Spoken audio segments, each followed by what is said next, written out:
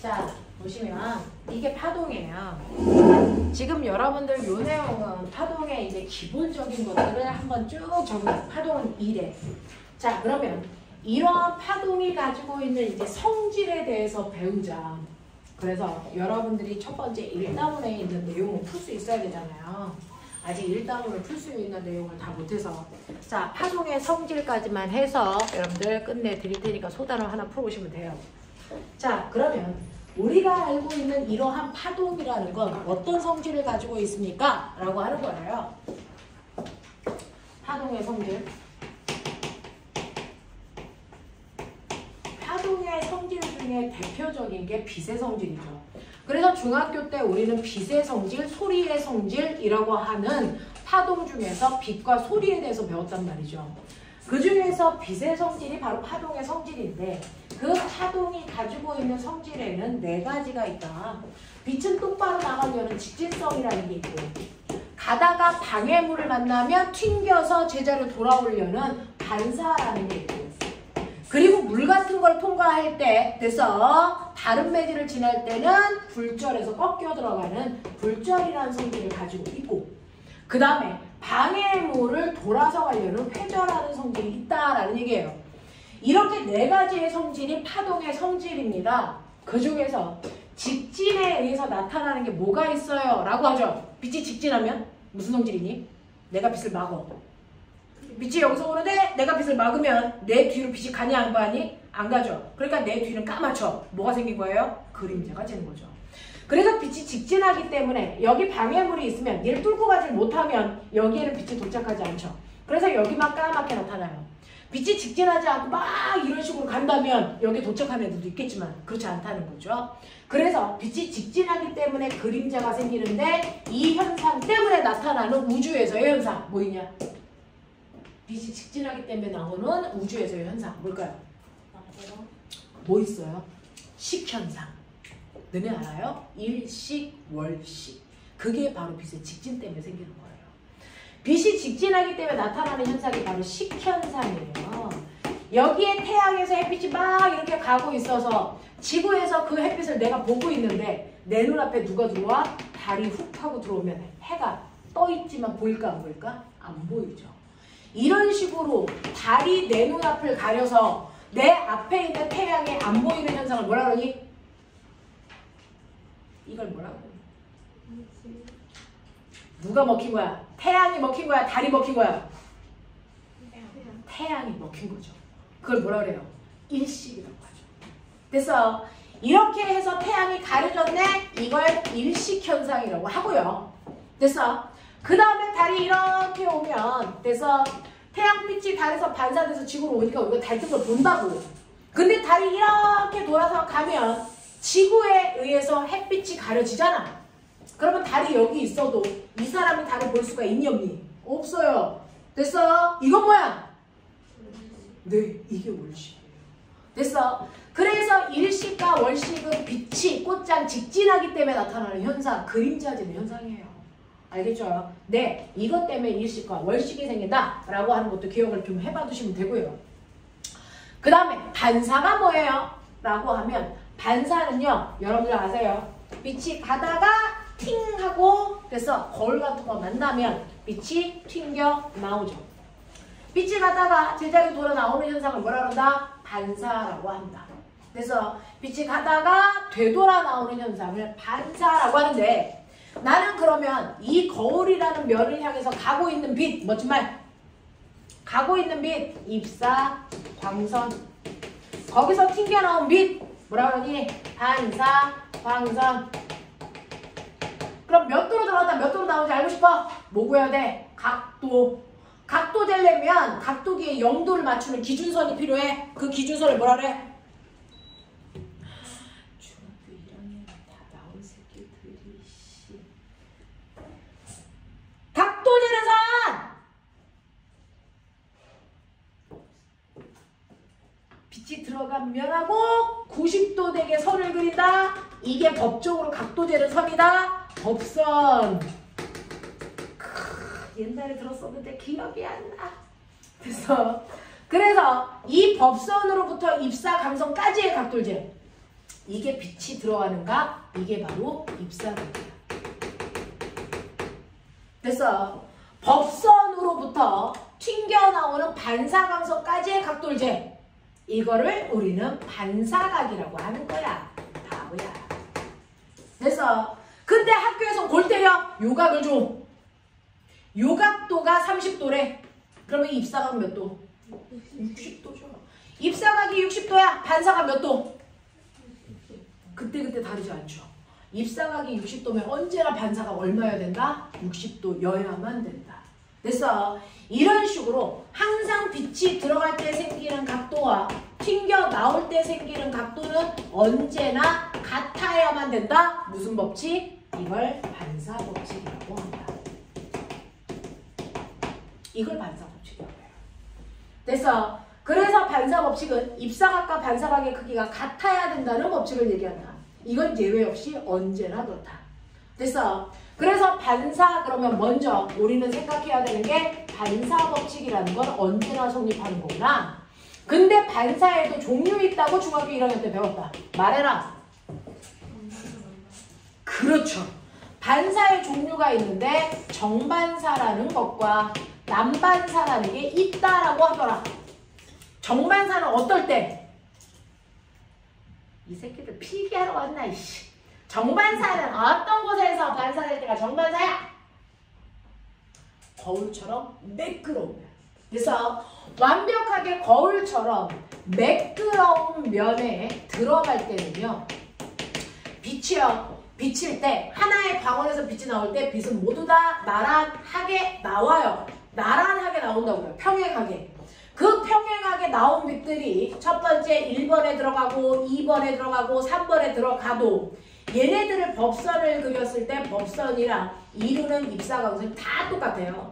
이 각도가 다 똑같이 얘가 30도면 얘도 30도, 얘도 30도예요. 그러면 반사광선도 반사의 법칙이 성립하니까 여기서 30도의 방향으로 나가야 되겠죠? 여기서도 30도의 방향으로 나가겠죠? 여기서도 30도의 방향으로 나가겠죠? 그랬을 때 이 반사 광선들이 나갈 때 얘네들이 향하는 방향이 모두 다 같은 방향이에요. 그래서 이렇게 표면이 매끄러우면 모든 빛들이 반사돼서 나가는 방향이 한 방향으로 뭐 된다? 반사된다 이 얘기예요. 이걸 정반사라고 하고요. 이렇게 한 방향으로 빛이 반사돼서 나가면 나타나는 현상. 내 얼굴이 그 면에 비친다예요. 그래서 이렇게 정반사 하기 때문에 주변이 비칩니다. 그 원리를 이용해서 거울을 만든 거예요. 알겠어? 내 얼굴 비추라고. 정반사 하라고. 선생님 칠판에는 내 얼굴 안 비춰요. 얘는 정반사 아니에요. 얘는 표면이 매끄러운 게 아닙니다. 실제로 우리 손으로 만졌을 때 매끄러운데요? 네 손이 병신이라서 그래. 우리 몸의 감각기는 그렇게 정확하지 않아. 됐어? 우리 손으로 만졌을 때 칠판 매끄러운 거 같죠? 근데 실제로 이거 확대해보면 열나 울퉁불퉁해요. 그래서 칠판의 면이 울퉁불퉁하니까 선생님이 분필을 여기다 댔을 때 분필이 부서지는 거예요. 그래서 묻어나와서 판소할 수 있는 거예요. 칠판이 유리처럼 매끄러우면 여기다 쓰면 묻어날까? 안 묻어나요. 거칠어요 얘. 됐어? 이런 식으로 울퉁불퉁하게 거친 면에서 일어나는 게 남반사인데요. 거친 면에 빛이 똑같이 광원장치에서 빛이 나란하게 나가더라도 꼬맹아 나란하게 이렇게 나가더라도 그래서 빛이 평행하게 나가더라도 빛과 닿는 면은 다르죠. 이 면에 들어갔어. 얘는 이 면에 들어갔어. 얘는 이 면에 들어갔어. 이렇게 되는 거야. 그러면 빛이 들어간 면과 90도 되게 선을 그려야 법선 90도 되게 선을 그려야 법선 90도 되게 선을 그려야 뭐니? 법선. 그 법선하고 이루는 각이 입사각. 그것과 반대 방향으로 똑같은 각도만큼 빛이 빠져나가 반사광선. 알겠어?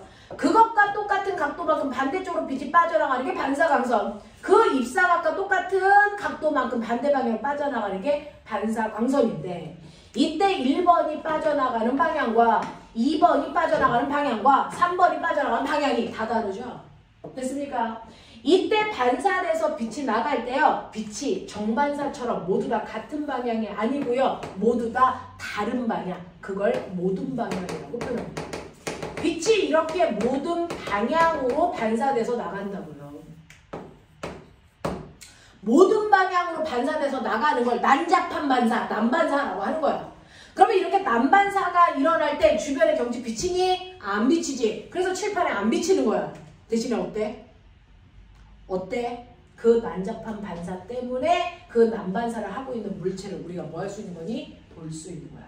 선생님 지금 몸에서 무슨 반사하고 있니? 난반사. 그 난반사한 빛들이 너네들의 눈으로 들어가서 너네들이 나를 뭐 할 수 있니? 볼 수 있죠. 어디에 있는 사람만? 전체 어디에 앉아있다. 상관없죠. 왜? 내 몸에서 나가는 빛들이 모든 방향을 향해서 반사되니까. 알겠습니까? 그래서 맨날 나오는 게 하늘에 떠있는 달은 서울에서도 볼 수 있고 부산에서도 볼 수 있다. 왜? 달에서는 난반사하기 때문에. 알겠습니까? 이거예요. 그래서 이렇게 난잡한 반사를 하기 때문에 그 물체를 모든 면에서 볼 수 있다. 알겠습니까? 이렇게 되는 겁니다. 자, 이런 식으로 해서 정반사와 난반사가 있는데 그럼 나 물어볼게요.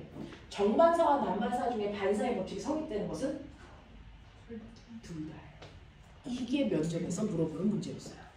그래서 반사의 법칙은 입사각과 반사각의 크기가 언제나 같다는 건데 그러면 이거는 무슨 반사일 때만 성립하니? 이렇게 면접관이 물어봤어요. 그랬더니 애새끼가 막 골라야 되는 줄 알았잖아요. 골랐잖아요. 정반사에만 성립해요. 이러는 순간 그 아이가 떨어졌잖아요.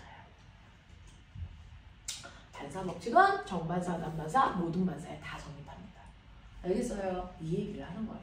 머릿속에 넣으셔야 됩니다. 반사의 법칙은 정반사를 하던 난반사를 하던 모든 반사에 다 성립되는 법칙이다. 됐습니까? 알아두시면 되고요. 이건 초등학교에서의, 아니죠. 중학교에서의 반사의 종류고요. 고등학교에서의 반사의 종류는 이게 있어요. 고등학교에서의 보는 반사는 이게 있습니다. 뭐가 있냐면 이렇게 말뚝이 있어. 말뚝에다가 이렇게 줄을 빡 하고 묶어. 그래놓고 내가 여기에서 아까 그 줄을 진동시키는 것처럼 막 이렇게 해. 그러면 진동이 막 이렇게 와. 그래서 부딪혀. 그럼 어떻게 될까? 더 이상 못 가죠. 그럼 반사돼서 가겠죠. 그래서 반사돼서 갈 때 이 파동이 와서 여기 탕 하고 부딪힐 때요. 파동과 똑같이 여기 있는 줄이 같이 위아래로 출렁해 주니 아니라니? 안 하죠. 여기 세게 묶었으니까. 그래서 그 줄은 여기 위치에 고정되어 있어요. 이걸 고정단 반사. 이렇게 고정단 반사가 일어날 때는요. 여기서 파동이 와. 부딪혔어. 더 이상 못 가니까 반사돼서 갈 거야. 갈 때 어떻게 갑니까? 정확하게 위상이 거꾸로 뒤집혀서 반사돼서 가요. 그러니까 마루로 가서 부딪히면 뭘로? 골로 바뀌어서 반사돼서 간다고요. 그래서 이렇게 고정단 반사는 무조건 위상을 정확하게 반대, 그걸 멋진 말로 180도 바꿔서 그래서 반사시켜주는 반사를 고정단 반사라고 해요. 근데 실을 세게 묶지 않고 살살 묶어요. 살살 묶으면. 그래서 내가 막 줄을 흔들어서 진동이 왔을 때 여기에 진동이 닿는 순간 여기 있는 실이 살짝 위로 올라갔다 내려가면서 진동하죠. 살살 묶으면. 됐죠? 그래서 이렇게 말뚝에 묶어놓은 실이 같이 올라갔다가 내려가면서 반사시켜줘요. 그걸 실이 자유롭게 움직여요. 위아래로. 이걸 뭐라고 합니까? 자유단 반사라고 해요. 그래서 이렇게 자유단 반사를 할 때는 마루로 와서 부딪혀서 반사가 일어날 때 그대로 마루로 되돌아서 가요. 이상 변화가 없어요. 그래서 자유단 반사는 위상이 돼서 변하지 않고 그대로 반사되는 거, 변화 없이 반사되는 걸 자유단 반사라고 하고요. 고정단 반사는 위상이 정반대로 바뀌어서 반사되는 걸 고정단 반사라고 해요. 그래서 마루에서 오면 그 아이가 골로 바뀌어서 반사돼서 가는 걸 우리는 고정단 반사라고 하고요. 자유단 반사는 마루로 왔다가 그대로 마루의 형태로 반사돼서 가는 거예요. 모양은 안 바뀌어요. 이게 자유단 반사라고요. 근데 이게 어디에서 일어나요? 아까 선생님이 설명했던 줄 같은 서로 다른 줄의 두께가 있어요. 줄의 두께가 다르면 이건 서로 다른 매질이에요. 파동의 속력이 달라지기 때문에. 그래서 내가 두꺼운 줄에서 진동을 이렇게 해서 가요. 그러면 두꺼운 줄에서 진동이 일으켜서 가벼운 줄로 가면 다른 매질이죠. 그러면 일부는 반사되고 일부는 그냥 투과해서 간다고요. 투과해서 가는 애들은 그 위상 변화 없이 그냥 가는데 반사돼서 오는 애들은 그 아이가 고정단 반사냐 자유단 반사냐에 따라서 되돌아오는 파장의 모양이 달라요. 이때 두꺼운 줄을 진동시켰다가 가벼운 줄로 가면 진동하기 더 쉬워졌을까 어려워졌을까? 두꺼운 줄, 가벼운 줄 중에 진동하기 더 쉬운 거 뭐? 가벼운 줄. 됐어? 네. 그러니까 진동하기 어려운 줄을 통과했다가 진동하기 쉬운 줄을 통과하는 게 뭐예요? 자유단 반사예요. 자유로워졌어. 그 뜻이야. 그러면 여기서 반사돼서 올 때 모양 변화 없이 그대로 반사돼서 와요. 알겠습니까? 네. 근데 거꾸로 가벼운 줄을 진동시켜요. 가벼운 줄을 진동시켜서 막 갔어. 그랬는데 갑자기 무거운 줄을 만나면 진동하기 쉬워졌어? 어려워졌어? 어려워지는 거죠. 그걸 우리 무슨 반사? 고정단 반사라고 해요. 그래서 그냥 가는 애는 위상 변화 없이 그냥 가는데 되돌아오는 아이는 위상이 마루로 가서 부딪히면 정확하게 반대 골로 바뀌어서 되돌아간다고요. 알겠습니까? 이런 일들이 발생한다. 이런 일들이 발생한다 라고 하는 자유단 반사, 고정단 반사 이런 것들도 있어요. 됐죠? 네. 자유단 반사라는 건 진동하기 어려운 매질에서 진동하기 쉬운 매질로 바뀔 때 일어나는 겁니다. 고정단 반사는 진동하기 쉬운 매질에서 어려운 매질로 갈 때 고정당하는 거거든요. 그럴 때 일어나는 반사예요. 됐죠? 이렇게 해서 반사의 법칙도 여러분들 알아두시고 중학교 때 배웠던 정반사, 남반사도 기억을 좀 해봐 두시고 됐어? 그러면 굴절은 뭐예요? 라고 하는 굴절이라는 건 이런 식으로 여러분들이 볼 때요. 여기에 공기가 있어요. 여기에 물이 있어요. 물처럼 빛이 잘 통과하는 물체를 투명한 물체라고 하고요. 자, 빛이 통과할 수 없는 얘를 불투명한 물체라고 하는 거예요. 그래서 투명도는 빛이 통과하는 정도를 얘기하는 거예요. 됐어? 자, 그래서 이렇게 공기 중에서 투명한 물속으로 빛이 들어가면 빛은 이렇게 공기 중에서 오다가 다른 물질을 만났으니까 일부는 반사하고 일부는 굴절해서 들어갑니다. 왜요? 두 매질의 파동의 속력 차이 때문에. 됐어? 그래서 굴절이 생기는 이유가 뭡니까? 라고 하면 굴절이 생기는 이유는 매질마다의 속도 차이 때문에. 매질에 따른 속력 차이 때문에 똑바로 갈 수 없어? 꺾여가. 이런 얘기예요. 그러면 선생님 기억해 보세요. 자, 공기에서 빛이 전달되는 속도가 빠를까? 물에서 전달되는 속도가 빠를까? 빛은 공기에서 빨랐어요? 물에서 빨랐어요? 공기 중에서 빠르죠. 됐어? 이렇게 빛이 전달되는 속도가 빠른 매질이 있고 느린 매질이 있어요. 됐어? 네. 자, 이렇게 빛이 전달되는 속도가 빠른 매질에서 느린 매질로 갈 때, 자, 속력이 다르니까 꺾여 들어갑니다. 됐어? 이때도 나 뭐 재고 싶어요? 법선 그려서 각도 재고 싶어요. 각도 쟀을 때 입사광선까지의 각도를 잰다. 입사가 반사광선까지의 각도를 잰다. 반사가 굴절광선까지의 각도를 잰다. 요각을 굴절각 이렇게 얘기하겠죠. 됐어. 그래서 이때도 뭐가 생깁니까? 입사가 반사가 굴절각 이게 생긴단 말이죠. 근데 이때 반사의 법칙 때문에 입사각이 40도야? 그럼 반드시 반사각도 40도여야만 됩니다. 예외는 없어요. 굴절각은요. 40이 아니죠. 꺾였으니까.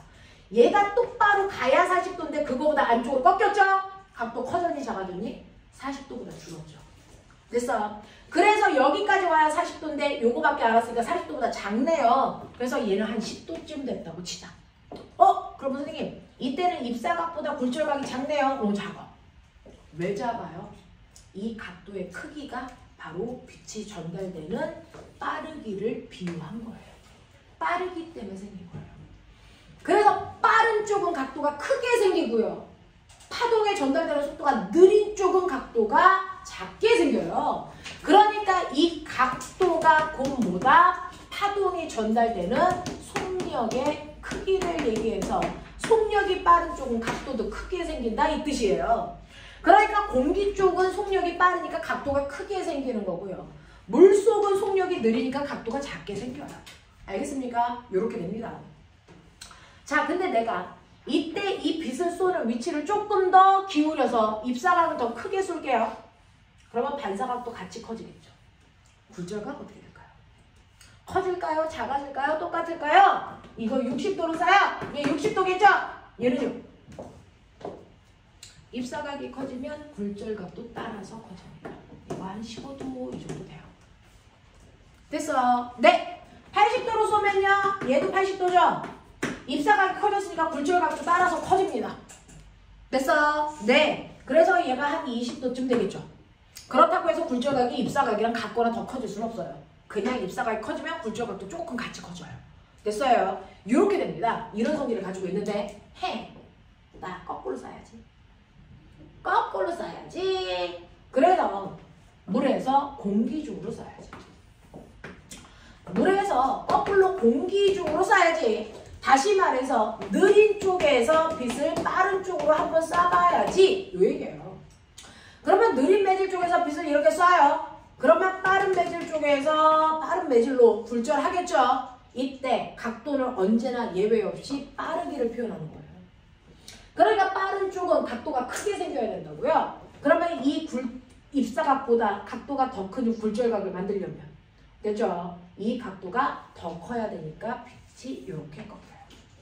아시겠어요? 이렇게 꺾인다고요. 이렇게 꺾인다고요. 자, 그래서 입사각이 있으니까 반사각도 있고 그리고 굴절각도 있는데 이때 입사각의 크기가 선생님 이거 60도예요. 좋았어. 그러면 언제나 반사각은 같아야 되니까 반사각도 60도겠죠. 그리고 굴절각은요. 네, 굴절각은 속력이 빠른 쪽에 생겼으니까 굴절각 크기가 훨씬 커요. 이거 80도예요. 이렇게 되는 거예요. 입사각과 굴절각은 언제나 굴절각이 작아야 된다? 그게 아니에요. 각도는요. 빠른 쪽에 생기는 각도가 무조건 커요. 빠른 매질 쪽에 생기는 각도가 무조건 큽니다. 알겠어? 그러면 선생님 내가 입사각을 여기서 조금만 더 크게 할게요. 네, 그러세요. 입사각을 조금만 더 크게 해서 이 각도를 얼마로 할 거냐면 70도로 할게요. 그랬더니 반사각도 70도가 되겠죠? 오케이. 근데 굴절각이 커져야 되죠. 입사각이 커졌으니 굴절각도 커져야 되잖아요. 예외 없어요, 과학에서. 됐어? 커졌어요. 커져서 얼마 될게요? 이게 90도 됐어요.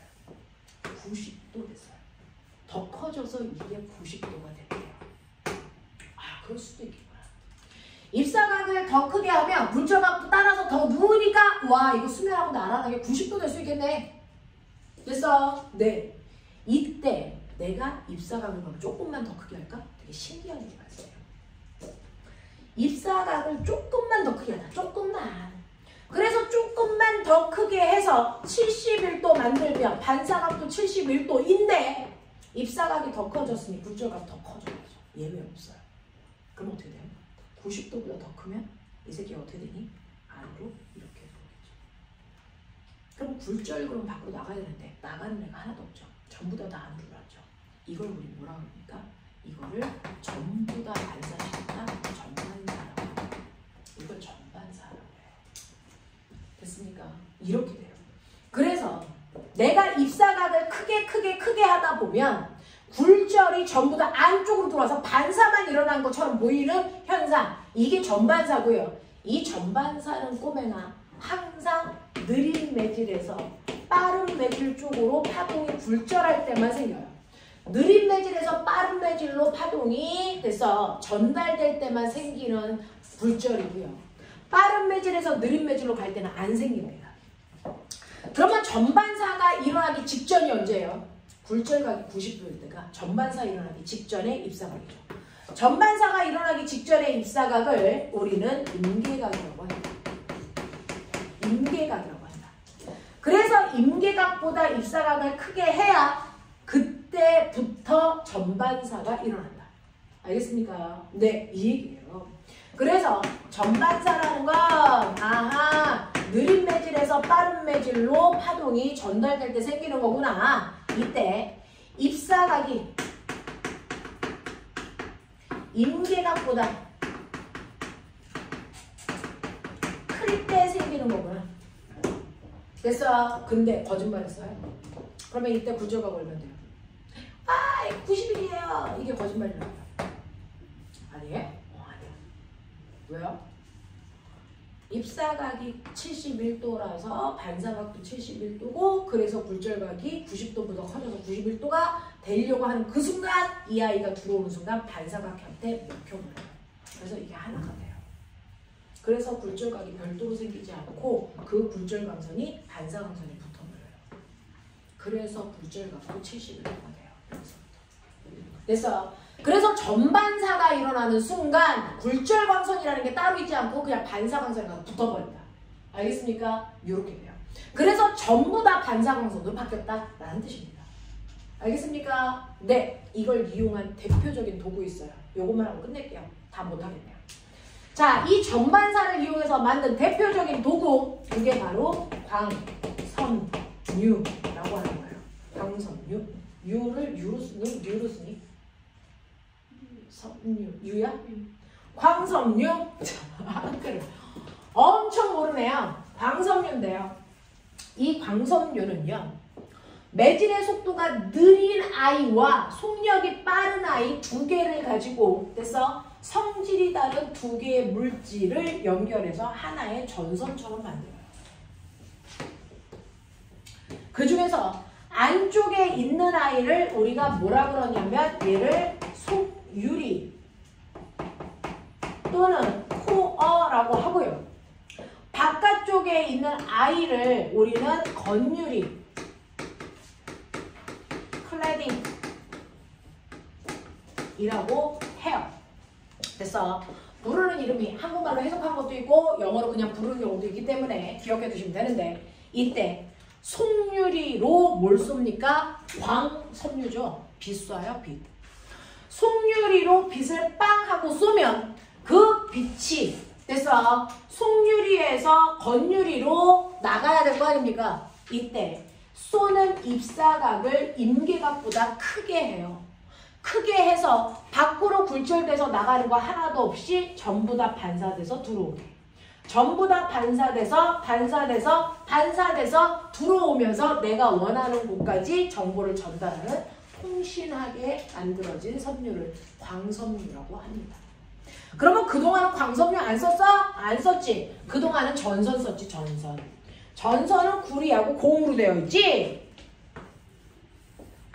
그 구리하고 고무로 되어 있을 때 내가 그동안은 빛 쏘지 않았지. 못 쏘어. 전기 쐈지. 전자. 전자 쏘면요. 그 중에서 일부는 됐죠? 반사되고 일부는 굴절돼서 밖으로 빠져나가지. 일부는 반사되고 일부는 굴절돼서 밖으로 빠져나가지. 일부는 반사, 일부는 굴절해서 밖으로 빠져나가지. 이게 그동안의 통신선이었어요. 전선. 그래서 그동안에 썼던 전선은요. 전반사를 이용한 게 아니기 때문에 일부가 밖으로 빠져나가는 굴절이 일어나요. 이 굴절이 일어나는 요걸 딱 잡으면 이걸로 도청, 도감청 다 되는 거예요. 됐어. 근데 전반사가 일어나는 광섬유를 쓰면 밖으로 빠져나가는 게 없죠. 그래서 요즘에 통신선은 도감청이 안 돼요. 도청이 안 돼요. 알겠어? 그리고 이런 식으로 일부가 빠져나간다는 얘기는 내가 쏜 에너지는 100인데 그 중에서 일부 5가 빠져나갔어. 그럼 95가 가. 그 다음에 95가 갔는데 일부 빠져나갔어. 그럼 90만 가. 5는 빠져나갔어. 일부 빠져나갔어. 85만 가. 이런 식으로 점점 가면 에너지가 감소됐죠. 그러니까 통신할 때 소리가 선명하지 않고 화질이 깨져요. 알겠어? 속도도 느리고요. 이게 일반적인 전선이었는데 우리나라는 이게 전선을 다 없애고 광섬유로 다 깔아버렸죠. 그래서 통신 속도가 전기로 갈 때보다 빛으로 가니까 속도 열나 빨라졌죠. 그리고 밖으로 빠져나가는 게 없으니까 도감청 안 되면서 에너지 100 쐈는데 그대로 계속 100이 가죠. 선명한 에너지가 전달됩니다. 됐어? 이게 광섬유입니다. 이게 전반사를 이용한 겁니다. 알겠어? 여기까지 할게요. 자, 그래서 여기까지 좀 더 나가면 꼬맹아 여기에서요 우리가 스넬 법칙이라는 걸 못했어요. 스넬 법칙이라는 걸 못해서 여기에서 굴절율 나오는 문제만 제껴. 굴절율 나오는 문제는 제껴. 안 배워서 몰라. 알겠어? 그래서 숙제를 어디까지 하시면 되냐면 169페이지까지 엉덩이 들썩들썩해. 자, 162부터 169까지 전반사 뺀 나머지 문제 풀어온다. 알겠어요? 고생하셨습니다.